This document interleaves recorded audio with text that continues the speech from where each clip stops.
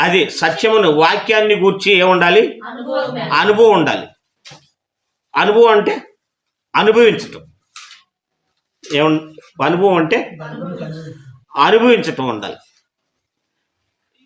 Suppose నీ శత్రువులను ప్రేమించమన్నాడు. శత్రువులను ప్రేమించి ఉండాలి. అర్థమైందా? అనుభవం రావటం అంటే శత్రువులను ప్రేమించిన అనుభవం ఉండాలి.